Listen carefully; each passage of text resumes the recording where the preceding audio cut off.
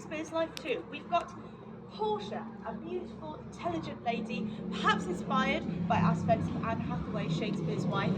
And we also have Nerissa, her governess, someone who steers her in the right direction, perhaps as Mary Arden would to Shakespeare himself. Yeah, absolutely. Now this leaves us with a little bit of a problem. You see, in Shakespeare's day, it was actually illegal for women to perform on the stage, and subsequently young, beautiful men would have taken those roles for them. So we need someone young and beautiful and charismatic and wonderful and charming. And hello, sir. What's your name? George. George. Hello, George. Say everyone say hello, George. George, how would you feel about playing a lovely, romantic young lady called Portia? We could give you a lovely wig with blonde hair, some lovely mascara, maybe some lipstick. James?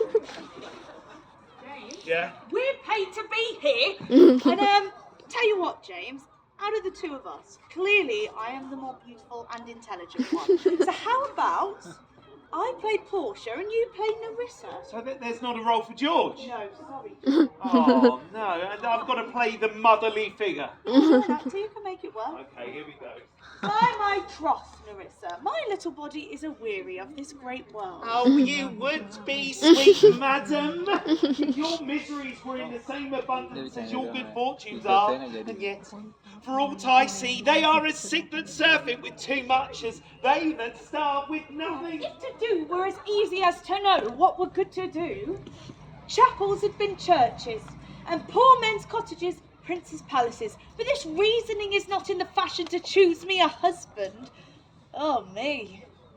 The word choose. I can neither choose whom I would, nor refuse whom I dislike.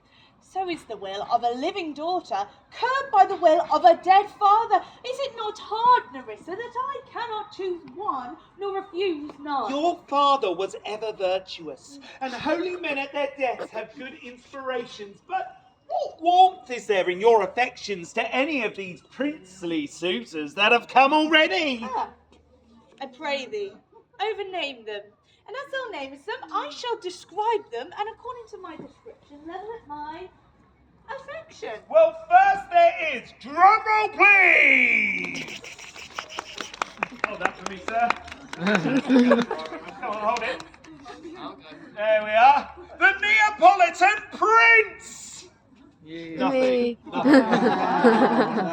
Sorry, Neapolitan Prince. Aye, that's a colt indeed. For he does nothing but talk of his horse. And he makes it a great appropriation to his own good parts that he can shoe him himself. Woo! I'm much afeard, my lady, his mother played false with a smith. Well, next there is... Aha! The County Palatine! Yay! Much better reception than the Neapolitan Prince. Sorry, sir. He doth nothing but frown. Oh. He had rather been married to a death's head with a bone in his mouth than to either of these. God defend me from these two. Well, what say you to the French lord? Yes, Monsieur Le Bon. Apologies for the accent. God made him, and therefore let him pass as a man.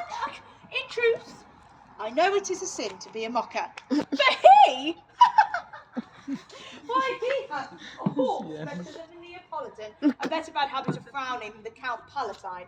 He is every man in no man. Well, what say you to Balcombe Bridge? Yes, the Lord of England. Oh, you know, I say nothing to him, for he understands not me, nor I him.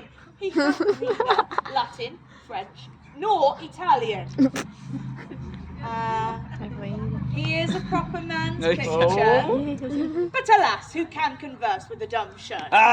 Well, what say ye to the Scottish lord, his neighbour? Aye. Apologies for the accent. That he hath a neighbourly charity in him, for he borrowed a box of the ear of the Englishman and swore he would pay him again when he was able. Well, finally, What say you to the most young, the most beautiful German? Yes! George Lord of Saxony! Oh, Go